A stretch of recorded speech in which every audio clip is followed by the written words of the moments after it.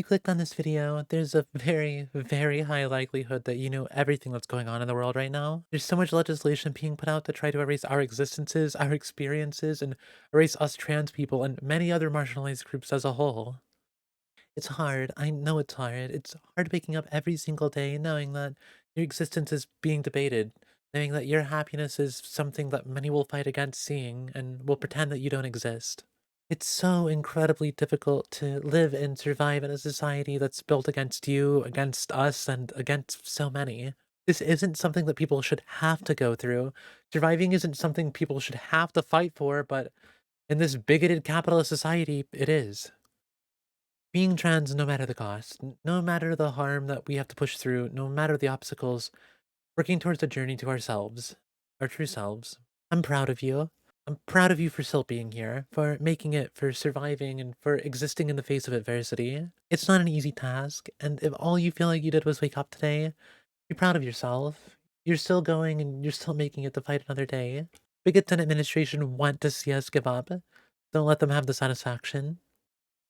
I know strongly for myself, I'm gonna be so loudly and proudly queer and trans wherever I'm able. I'm never going to shut up about my existence. I will never let the oppressors win, and I will never stop fighting for what's right. I've been out as trans for almost 2 entire years now, and in this time I've seen so much hate, so much malice, and so many pieces of legislation being pushed to try to erase my happiness. I refuse to let them. Yes, the world upsets me. I'm scared, terrified, unknowing of exactly the safety and resources that lie in my future, especially with the being in an absurdly conservative, bigoted area. Hell, I don't have the full safety to come out to everyone in my house. I know what it's like to feel in danger. I know what it's like to have people who personally want me dead. I can't even go outside of my house anymore because of how much danger I feel. I rarely know the feeling of safety whenever it comes to existing in real life. Despite all this hardship, grief, and pain, I'm still here. I still exist, I'm still pushing through, and I refuse to give up. It's so hard to exist in a world and society that's built against trans people, built against me, but I'm still doing everything within my ability for my happiness.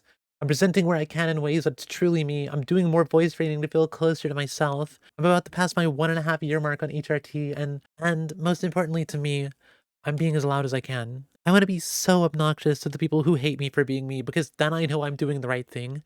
If me being trans makes people uncomfortable, then they definitely are going to be. I'm not going anywhere, and you better not be going anywhere either. I'd also like to acknowledge the extra societal privilege I have being specifically a white trans person. Please be sure to also uplift our Black, Indigenous, and POC trans and queer siblings. Make sure when you're uplifting trans people that you're uplifting everyone and not excluding those who are more marginalized than you. Being trans is such a gift. It's the best thing I've ever realized about myself, and I would never change that ever. I would never erase the experiences that I've gone through, the lessons I've learned, the self-growth, self-acceptance, and the self-love are invaluable to me and things that I'm so beyond thankful to have the experience of. I never thought I would ever get to a point of being able to confidently say that I'm slowly starting to love who I am, be proud of who I am, and know that I can do great things, but being trans has let me do this. It's let me realize that I'm more than my brain lets me think that I am. It's helped me so, so much. But when I say being trans no matter the cost, I mean that I would rather unapologetically be myself every day than kneel to a cis heteronormative fascist society. I would rather be myself and put an extra risk on my safety rather than hide in a closet even longer and not show my true self. I hope that me doing this gives you the courage, the will, the hope, the motivation, whatever it is that you need to do the same in the face of all of the horrors that we're being faced with right now. Community is everything. Make sure no one is left behind. I want to see you all continue fighting. I want to see you all standing up for what's right, and most importantly, I want to see you all still here. I want to see you all loudly and proudly be yourself.